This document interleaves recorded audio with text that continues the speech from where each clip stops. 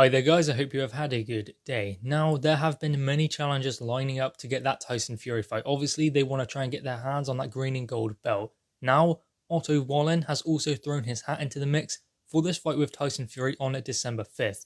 And his reason why he should get it is because he explained that he came the closest to beating Tyson Fury out of everyone, including Deontay Wilder. That is why he deserves this fight. Now, did Otto Wallin really come that close to beating Tyson Fury? The only way in which that would have happened is if they stopped the fight. So him saying that he came close to beating Tyson Fury is not really correct in the sense that Tyson Fury beat him soundly on the scorecards. If the fight was stopped, then obviously Otto Wallin would have won because of the cut. But other than that, Otto Wallin did not come that close to beating Tyson Fury. I mean, the last 6 rounds, Tyson Fury won 5 or all 6 of them. So he didn't come as close as he believes, unless the fight was stopped. I mean, that cut was horrendous. But I won't say it was a lucky punch, but it landed at the right point at the right time, and ultimately, it caused maximum damage. If the fight was stopped, then yes, Otto Wallin would have got the victory. They allowed him to continue because Tyson Fury was constantly in control of the fight.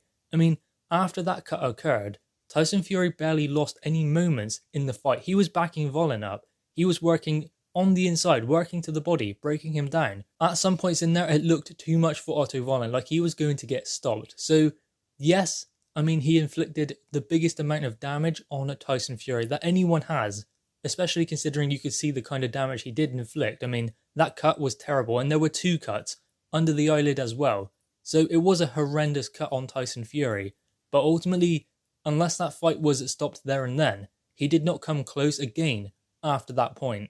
And I mean, there were claims after the fight that it should have been stopped. But I mean, Tyson Fury continued the whole fight. He was perfectly fine.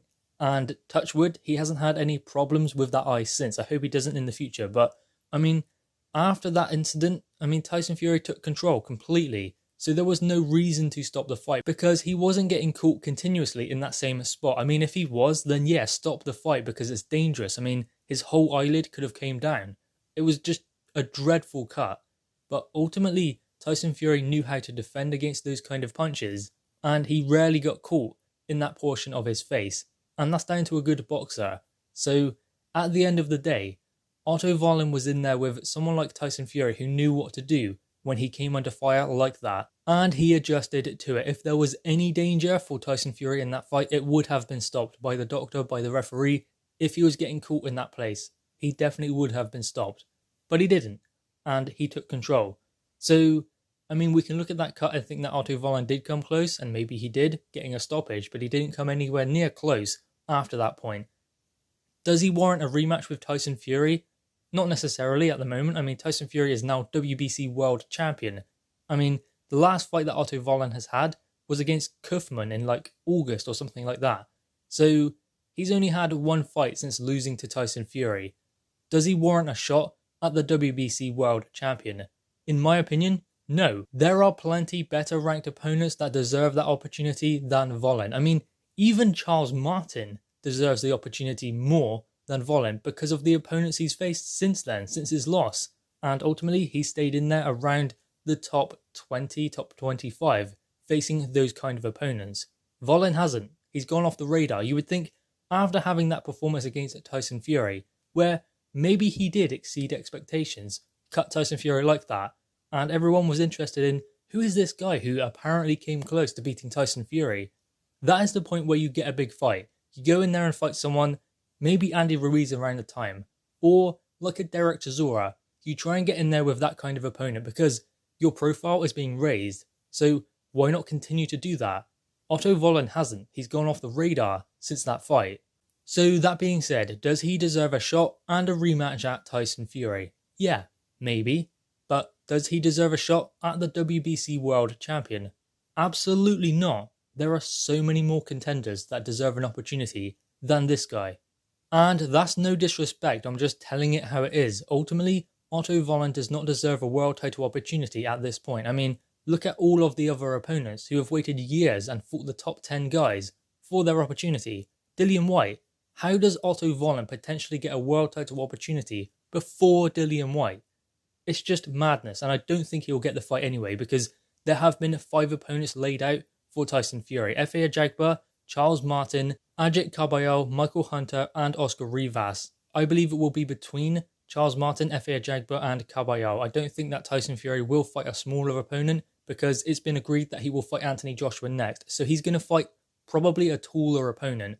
And I know that Otto Wallin is a taller opponent, but he cannot be in the mix for this fight. Tyson Fury is a WBC World Champion now. So fights with Otto Wallin are not on the table unless Otto Wallin gets himself into a position where he is worthy of a challenge to the WBC World Champion. But at the moment, he definitely is not.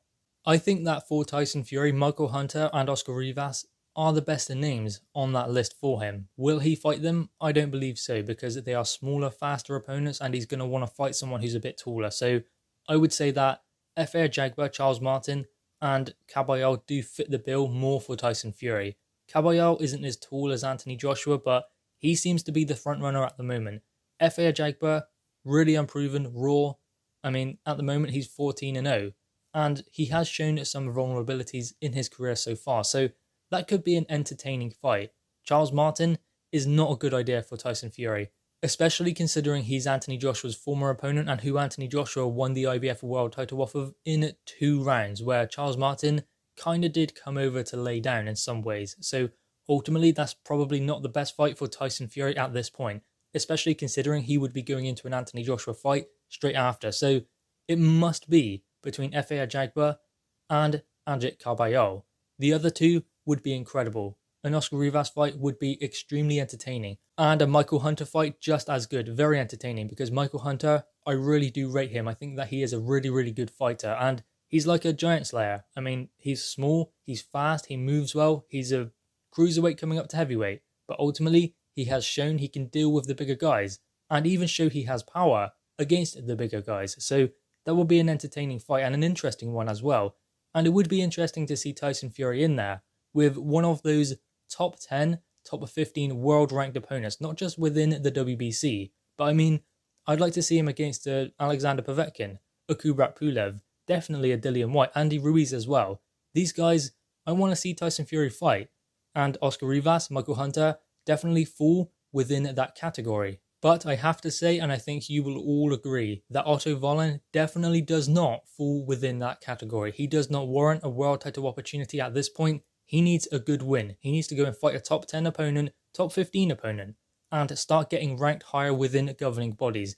If he wants a world title opportunity, he needs to work for it, because I know that Tyson Fury is lineal champion, and that, I guess, was on the line against Otto Wallin, but at that time, there was no championship belt on the line between Tyson Fury and Otto Wallin.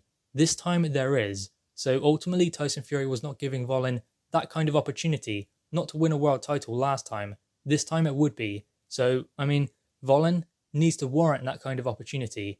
And thus far, he doesn't, because he hasn't fought that level of opponent, especially since that Tyson Fury fight, where he did raise his stock considerably. I mean, people were talking about Otto Wallin, but at that point, he should have fought someone within at least the top 20 to keep his profile at the level he had raised it to. But he didn't. He stayed inactive for a long period of time. And not only that, Otto Wallin is not ranked within the top 15 in the WBC. So ultimately, this fight cannot happen unless Tyson Fury goes down through the list and they all say no.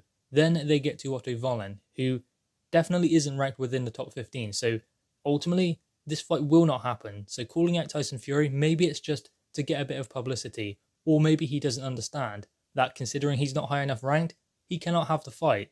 So ultimately, Otto Wallin is clutching at straws because Efe Ajagba and Kabayel are ranked number 14th and 15th by the WBC, and they, in my opinion, are the most likely opponents for Tyson Fury. I think it will be Kabayel. So this fight between Tyson Fury and Otto Wallin, the rematch, cannot go ahead because he's not ranked, and ultimately Tyson Fury, I don't believe, should be taking a fight like this, not at this stage, against someone who he fought a year ago but ultimately hasn't stayed active since that time. If he had fought someone noteworthy in the last year or so, then he would be within that top 15 rankings within the WBC, but he hasn't, so ultimately he's not, and therefore is off the table for December 5th against Tyson Fury. Guys, anyway, what are your thoughts on this? Make sure you leave your thoughts in the comments below, leave a thumbs up, and subscribe if you are new. Thanks guys.